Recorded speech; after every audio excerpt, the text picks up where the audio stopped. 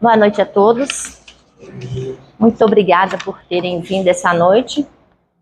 Essa noite a gente vai estudar o capítulo 5, item 23, e o título desse item 23 é Os Tormentos Voluntários. Quando eu li a primeira vez o título, eu falei assim, gente, aonde que tem jeito da gente procurar tormento pra gente? Onde que pode ser essa questão de ser voluntário? E eu tenho uma impressão, gente, vai ser difícil a gente falar assim, é por acaso. Nada é por acaso, tem um motivo. E eu estou passando por um momento de um tormento. E nesse estudo eu descobri que é um tormento voluntário. Então vai ser legal porque a oportunidade que eu tive vai casar certinho com o problema que eu estou passando agora. Delano, estou falando que não existe nada por acaso. E nem por acaso foi que vocês me convidaram para fazer esse estudo de hoje. E esse título, ele vai falar que muitas vezes a gente corre atrás de uma felicidade, e essa felicidade muitas vezes ela é uma felicidade efêmera, passageira. E a gente está perdendo um todo por conta de um pontinho de felicidade, de uma felicidade relativa. Aí, senhores, vamos fazer agora uma dinâmica. Olhando para essa parede aqui, o que vocês estão vendo diferente naquela parede ali? Essa parede toda, esse trrr, o que vocês estão vendo diferente nela? Tem alguma coisa diferente? O post-it amarelo. Numa parede desse tamanho, o que chamou a atenção foi o post-it. Então, olha que interessante, é exatamente as nossas vidas. Às vezes, a gente tem um mundo de opção, um mundo de visão, e a gente enxerga uma situação temporária, e a gente vive aquela situação temporária com uma força muito grande. Em cima daquele ponto, uma questão pontual, a gente passa, às vezes, anos e anos questionando. Então, esse post-it foi para poder lembrar a gente que dentro de um mundo de opções, às vezes a gente está fechado em uma. Obrigada pela contribuição. Eu vou ler o texto e aí vocês vão ver. Primeiro eu vou dar um spoiler rapidinho. E nesse texto ele fala algumas vezes de felicidade relativa. Eu, inclusive, na hora que eu for fazer aqui as minhas considerações a respeito do texto, eu vou falar um pouquinho sobre o que é a questão relativa e a questão absoluta. Mas vamos na leitura do texto, porque aí nós vamos nos posicionando e vamos nos harmonizando para a hora do comentário. Bom, aproveitando e falando que eu estou à disposição de perguntas se houver, e se eu não tiver condição de responder, tenho certeza que alguém da casa vai contribuir. Então vamos lá. O título desse capítulo é Bem-aventurados aflitos. Também é uma outra questão que a gente tem que observar. Aonde? Bem-aventurados aflitos. Que aflitos são esses? Os aflitos são aqueles que perceberam que tem alguma coisa errada. Se eu não sei que está errado, eu vou só vivendo. Eu não preciso de uma ajuda espiritual, eu não preciso de ajuda do plano celeste, porque eu estou bem. Mas aquele que está em aflição, aquele que está com alguma questão em dívida, ele vai precisar de uma bem-aventurança. E aí é a hora que nós vamos pedir, entrar com esse recurso de solicitar essa ajuda. Então, por isso que esse capítulo, ele inclusive é o maior capítulo que tem no livro do Evangelho segundo o Espiritismo. Tem o capítulo 28, ele é uma coletânea de preces, ele não entra nessa ordem, mas esse capítulo 5, ele é o maior, ele tem 31 itens, já não é à toa, porque a gente, quase o tempo todo está em aflição, por algum motivo. Então vamos lá. Item 23. O homem está incessantemente em busca da felicidade, que ele escapa sem cessar. Porque a felicidade sem mescla, sem mistura, sem altos e baixos, não existe na Terra.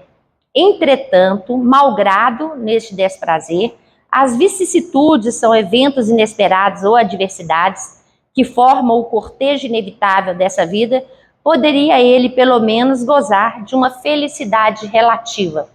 Aí ele cita a primeira vez aqui, felicidade relativa. Então, nós não estamos o tempo todo felizes. A gente tem momentos de felicidades. Por exemplo, nós temos um filho que está formando, uma viagem realizada, um imóvel adquirido. A gente tem momentos de muita felicidade. Mas o tempo todo, eu estava agora conversando com a Lucimar e a gente estava falando, sem problema, não tem vida aqui nesse plano de provas e expiações. A gente vive em resoluções. Tem um problema, vai resolvendo. Então, esse capítulo fala que muitas vezes esses problemas, às vezes, a gente está dando uma ordem maior do que ele deveria ter. Vamos continuar. Então, pelo menos gozar de uma felicidade relativa, mas ele a busca nas coisas perecíveis. Ele nós todos buscamos, fazemos essa busca em coisas perecíveis e sujeitas às mesmas vicissitudes. Isso é, nos gozos materiais, em vez de o procurar nos gozos da alma, que são prelibar, quer dizer, um prazer antecipado dos gozos celestes imperecíveis, eternos. Em vez de procurar a paz do coração, única felicidade real. Essa paz do coração a gente pode até traduzir como uma paz de consciência. É quando a gente já está em um plano que a gente está tranquilo, está tudo certo, vai chegar algum tipo de problema, algum tipo de situação, eu vou conseguir resolver. Ah, não está no meu âmbito, então é porque eu não preciso de resolver. Quer ver um exemplo desse? Eu tenho como mudar o eixo da Terra? Eu tenho como mudar o sistema de rotação ou de translação? Não. Então esse não pode ser um problema meu. Ele existe, tudo bem, mas esse não é um desejo, ele está dentro de uma harmonia universal que é o que é. Então, é isso que a gente tem que aprender. Se está dentro das nossas capacidades de resolução, vamos resolver. Se está dentro da nossa capacidade de aceitação, vamos aceitar. Se está fora, está dentro da solução de outra pessoa, dentro de um outro universo, deixa que esse outro universo também participe. Então, vamos lá. Então, a paz do coração, que é a única felicidade real neste mundo. Ele é hábito de tudo o que o pode agitar e perturbar, e coisa singular. Parece criar para si mesmo, intencionalmente, tormentos que caberia apenas a ele evitar. Haverá maiores tormentos voluntários do que os que derivam da inveja e do ciúme. Então aqui esse Fenelon, que é o que ditou para Allan Kardec, ele falou muito isso, que um dos grandes, ou talvez o maior tormento voluntário nosso, está dentro do que ele chama de inveja e ciúme. E é bastante complicado, porque ele completa: para o invejoso e o ciumento não há repouso. Ou seja, aquilo vai perturbar aquela pessoa durante a vida. Eles estão perpetuamente febricitantes ou em estado de dor. O que não tem e os outros possuem lhe causa insônias. O sucesso de seus rivais lhe causam vertigem. Sua emulação significa competitividade. Não se exerce senão para ofuscar seus vizinhos. Toda sua alegria está em excitar nos insensatos, como eles, a raiva do ciúme que os possui. Pobres insensatos, com efeito, que não imaginam sequer que, amanhã talvez, terão de deixar todas estas futilidades cuja cobiça lhe envenena a vida. Não é a eles que se aplicam essas palavras bem-aventurados aflitos, porque serão consolados, pois suas preocupações não são as dos que têm sua compensação no céu. Que de tormentos, ao contrário, se poupa aquele que sabe se contentar com o que tem, que vê se inveja o que não possui, que não busca parecer mais do que é. Esse é sempre rico, porque se olha abaixo de si, em vez de olhar acima. Verá sempre pessoas que têm ainda menos. Ele é calmo, porque não cria para si necessidades quiméricas, ou seja, imaginárias. E a calma em meio às tempestades da vida não é felicidade? Então, Fenelon, ele fecha essa parte, esse item 23, com uma pergunta. A calma em meio às tempestades da vida não é exatamente o que a gente está buscando, que é felicidade? Ou a gente quer viver no meio dessa tempestade, no meio desses redemoinhos, no meio desses conflitos o tempo todo? Não, a gente não quer. Então, o que a gente quer? É um sistema mais calmo, que a gente possa viver com mais tranquilidade, com mais amizades do que com mais atritos, com mais harmonia do que com duelos. Então, essa foi a contribuição de Fenelon. Fenelon foi um eclesiástico da Igreja Católica, nasceu em 1651, e ele, durante a vida dele aqui na Terra, na cidade de León, ele foi um eclesiástico que participou bastante da vida religiosa. depois que ele desencarnou, ele ainda vem contribuir com a codificação espírita, ele assessora, ele ajuda Allan Kardec em algumas participações aqui para esclarecer alguns itens. Então, é aí um espírito de verdade, é um espírito de luz. Ele é um dos espíritos que pertenceu à equipe dos espíritos da verdade. Bom, o que a gente falou em felicidade relativa ou infelicidade absoluta. Vamos aqui pensar o que é relativo e absoluto. Vou contar uma história e vamos ver se vocês conseguem me ajudar. Tinha uma mãe, ela virou para os filhotes dela e falou assim: olha, fica preocupado com onça e leão não. Toma cuidado com os patos e com as galinhas. Ok? Quem que é essa mãe? Essa mãe, ela é quem? Vou de novo.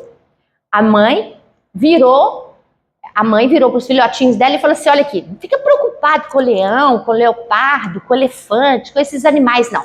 Toma cuidado com patos e galinhas. Quem que essa mãe é? Essa mãe tinha uma visão relativa. Era a mãe minhoca. Ela falou pro filhotinho dela, tipo assim, aqui, fica preocupado com o leão, não, seu leão vai te pegar não, uma galinha e pato tá correndo atrás de vocês. Então, é uma visão relativa. Dentro de um contexto, ela faz um ensinamento. Para quê? Para que a gente foque aonde seria possível o nosso trabalho, a nossa resolução. Se vamos concentrar em um tormento, que esse tormento seja para nos ensinar como resolver. Voltando a essa mesma história, e se fosse uma mãe ovelha? Ela ia falar o contrário. Olha, se vir uma onça, ou um lobo, ou um leopardo, foge deles. Uma galinha e pato não vai te fazer mal. Entende? Então isso tem a ver com como a gente enxergar um problema. Essas tempestades que tem dado aí, ultimamente a gente fica muito com muita preocupação com ela, a Defesa Civil, principalmente das grandes cidades, está desenvolvendo aí recursos para nos avisar, olha, tal e tal região não vai para lá por conta desse problema. Então, esses tipos de alerta a gente não pode simplesmente ignorar, não. Porque são problemas que podem acontecer de ser problemas reais e a gente ficar em uma situação depois que a gente vai precisar de resolver.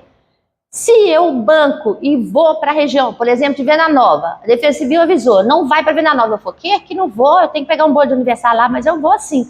Então tá. Então eu estou criando uma situação que às vezes eu vou ter que administrar. Pode dar super bem, eu vou lá, pego e volto, tá tranquilo.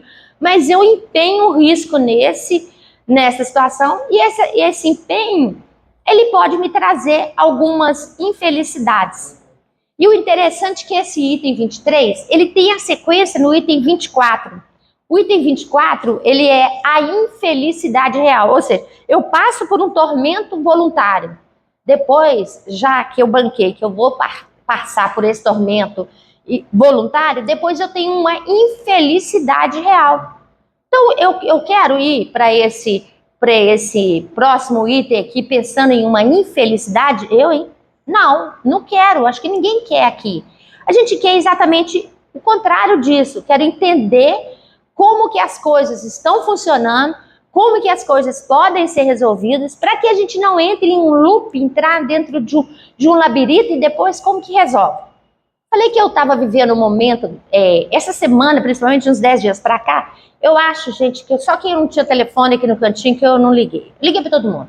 Eu liguei para minhas amigas, eu tenho aqui 3 amigas do meu bairro, gente, eu conversei com todo mundo.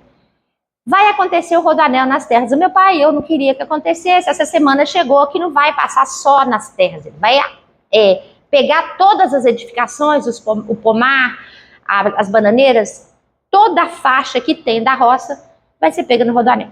E aquilo me incomodou bravamente, porque enquanto estava pegando o pasto, meio que eu não estava incomodando, não, coitada das vacas, né? Questão relativa à vaca que devia estar chateada, né?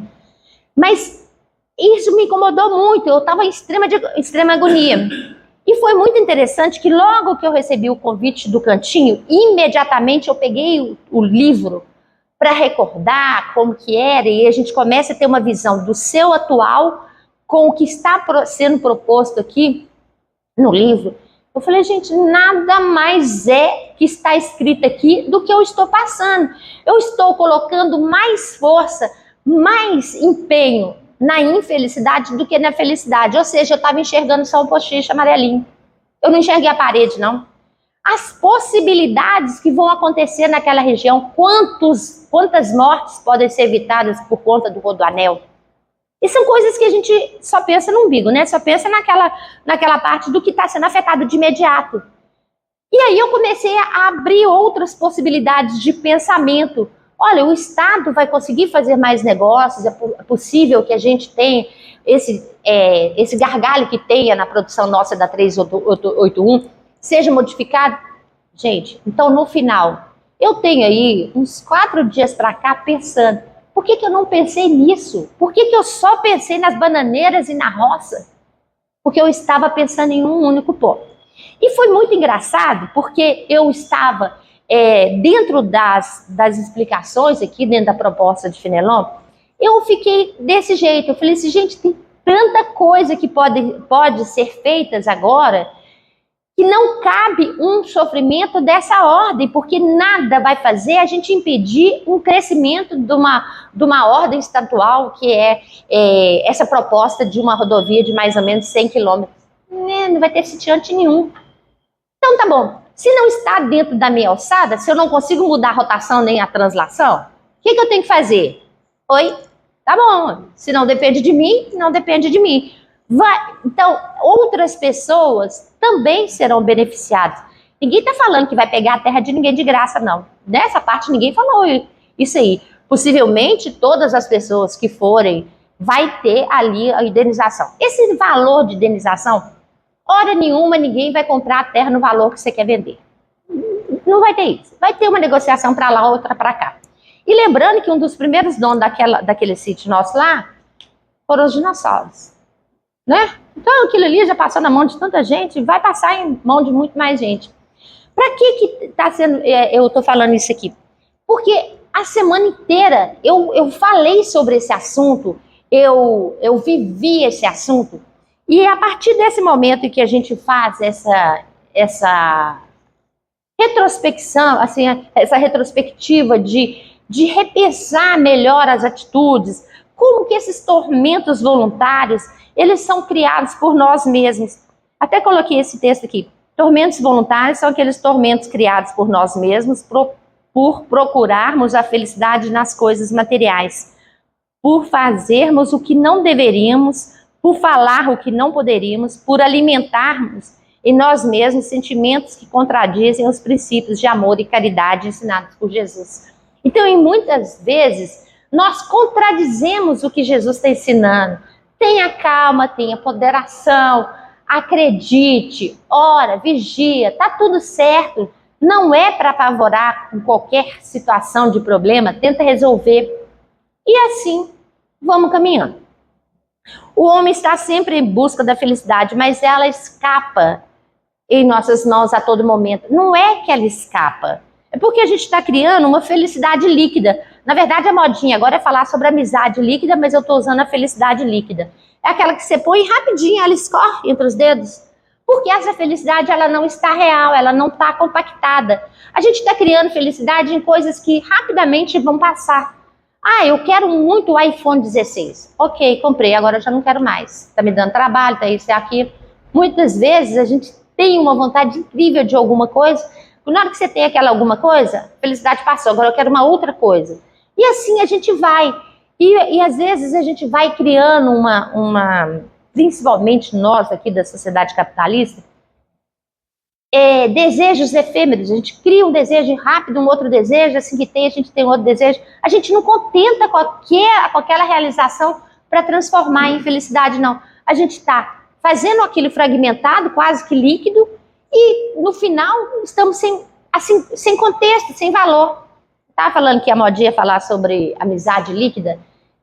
Isso já é um termo que eles estão usando em psicologia, porque é assim, alguém falou alguma coisa que eu não gostei, eu deleto a pessoa, ou eu bloqueio, ou eu não atendo mais ligação dela. Se ela passar do lado de cada rua, eu passo para lá de lá.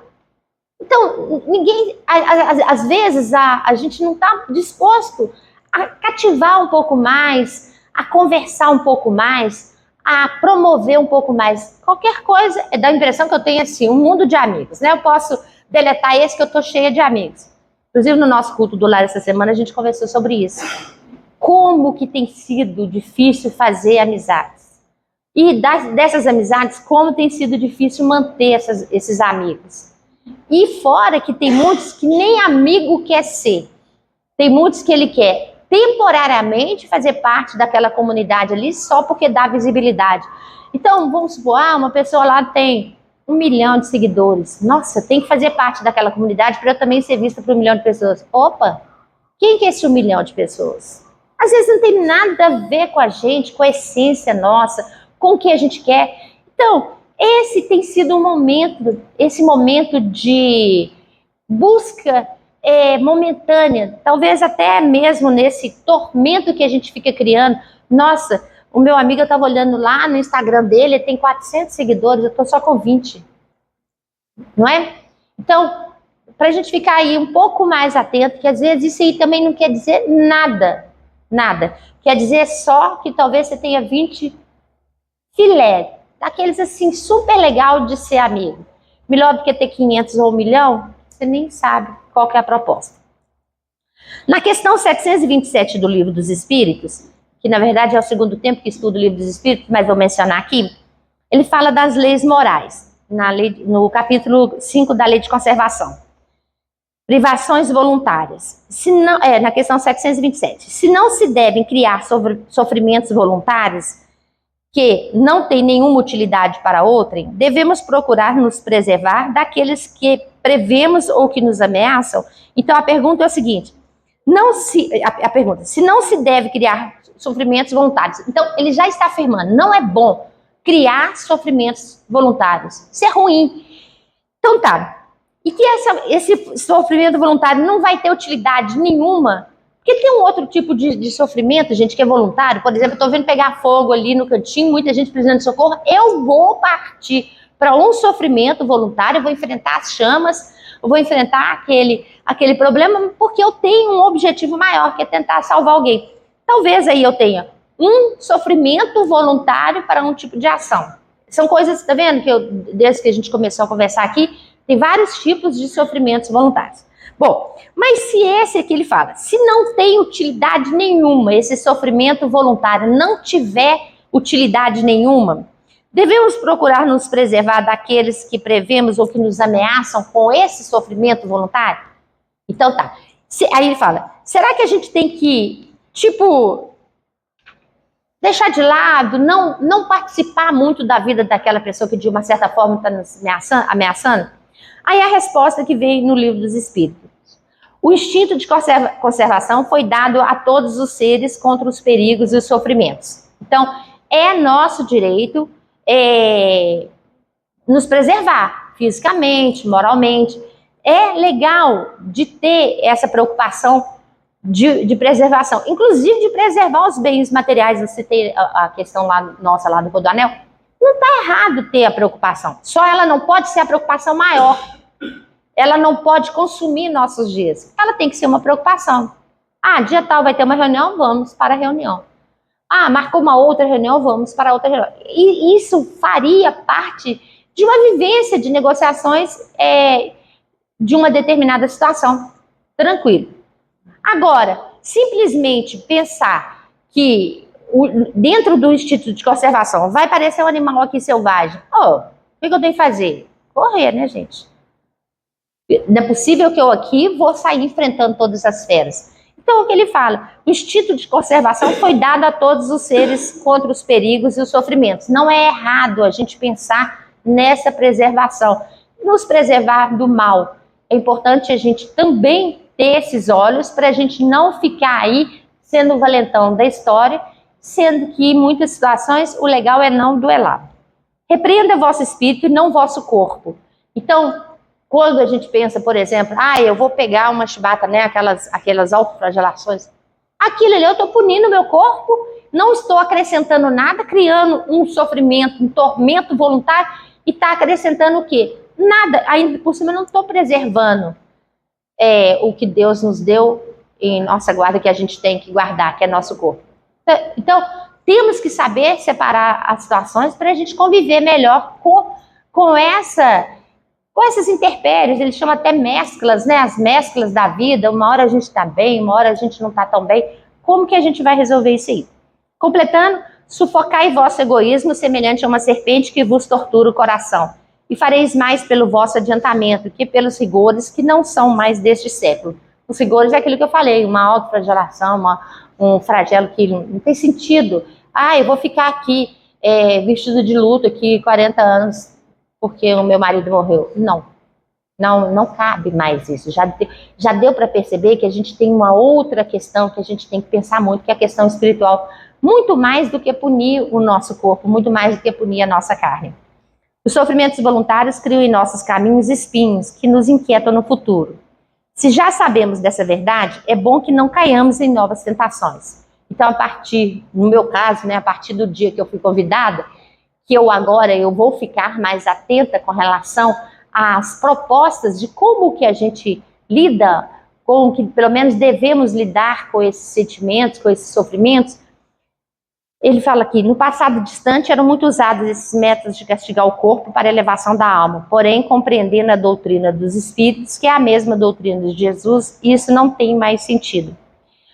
Foi feito aqui, nesse estudo aqui que eu coloquei, algumas perguntas que eu acho que vai dar aí um contexto bem legal também. A pergunta é, são úteis os tormentos voluntários? Se é útil, aí a gente volta naquela história. Se o tormento voluntário não for em benefício a um outro ou a outra, não tem sentido nenhum. Então a resposta seria não, porque Deus não quer o nosso sofrimento. Sofremos apenas as consequências de nossos atos, de nossas escolhas, do nosso livre-arbítrio. Então, se são úteis os tormentos, não, se eles não forem válidos. O homem pode gozar, pelo menos, da relativa felicidade, se não a procurasse nos gozos materiais e sim nos da alma. Então, para que cada problema seja visto agora como um benefício da alma, não só a visão material, não só essa visão de que a gente vai ganhar e precisa de ganhar o tempo todo. Talvez a gente possa pensar na parede inteira e não somente em um ponto específico. A pergunta 2 que eu coloquei foi, os tormentos causados pela inveja e pelo ciúme são voluntários? E a resposta ficou sim, pois são sentimentos que podemos e devemos evitar. Podemos, então ele já está afirmando que podemos e devemos fugir dessa questão da inveja e do ciúme. Se a gente usa essa referência, o outro tem mais do que eu, o outro pode mais do que eu, o outro ganhou a promoção no meu lugar, e aí a gente vai com esses sentimentos, tem que voltar a pergunta para nós mesmos, o que nós estamos fazendo que não foi a nossa vez? E é muito interessante que nessa retrospectiva, muitas vezes a gente fala assim, gente, eu não fiz nada. Eu não corri atrás de fazer um curso, de uma especialização, não fiz, eu fiquei aqui quietinha, eu chegava no horário e ia embora, no horário, fez mais do que obrigação, porque assinou aquele estatuto lá, assinou aquele combinado com a empresa que ia chegar às 8, sair às 18, não fez nada diferente, não, você não combinou, não assinou? Então é isso, a gente quer ser reconhecido às vezes por um nada não vai ter reconhecimento, a gente tem que fazer algo a mais, na proposta de que se eu não estou fazendo mal, eu estou fazendo bem? Não, se eu não estou fazendo mal, eu não estou fazendo mal, mas também não estou fazendo bem. Para eu fazer o bem, eu tenho que fazer o bem. Gente, isso são premissas que elas vão nos levar a uma ordem de pensamento extremamente diferenciados, porque aí eu tenho que fazer o bem. Aí eu preciso de me deslocar, eu tenho que me propor a estudar, eu tenho que me propor a passar por determinados pensamentos. Acho que todos que fazem esses estudos, como eu estou fazendo aqui agora, não estudam uma hora só. Estuda mais de uma semana, né, Lucimar? Se for dependendo do tempo, estuda mais de um mês. Por quê? Porque a gente levanta pensando no assunto, deita pensando no assunto, vê alguma coisa, já pensa no assunto, a gente vai compondo o estudo conforme a gente vai pensando no assunto. Por que a gente foi convidado? Não foi por acaso, foi porque precisava daquele estudo. Quem está aqui mais do que qualquer um precisava desse estudo. E quem está aqui participando, que saiu de casa, que se propôs a chegar aqui, vestiu a roupinha que chegou aqui, foi porque tinha também que aprender alguma coisa, seja encarnado ou desencarnado. Então, nós sabemos que a gente tem que enfrentar essas carências espirituais que a gente vive tanto. E a gente tem que colocar isso aí em um plano harmônico para que a gente consiga ficar confortável, passar por esse degrau de evolução com a consciência, com a sabedoria de que o próximo que vier vai ser desse jeito, vai ser tranquilo, eu vou passar, vai ser legal. Não podemos desacreditar que a gente não dá conta. Eu não dou conta, eu vou ter que vir na próxima encarnação. Olha, gente, é agora. É agora ou é agora, não tem negociação, não. Então, já que eu estou aqui, vamos tentar fazer. Por que eu estou falando que vamos tentar e não vamos fazer? Porque temos essas questões de o tempo todo passar por esses tormentos e a gente vai avaliar em que nível que eu preciso de passar. Então tá aí feita essa reflexão da noite, eu chamo aí todo mundo para, conforme o problema que estiver vivendo, para que a gente possa pensar se a gente pode amenizar, se a gente pode transformar isso, em vez de um tormento, em um momento mais calmo para ser resolvido. Vamos pedir a Deus que esse momento nosso de fragilidade seja um momento de aprendizado também. Senhores, muito obrigada. Boa noite a todos.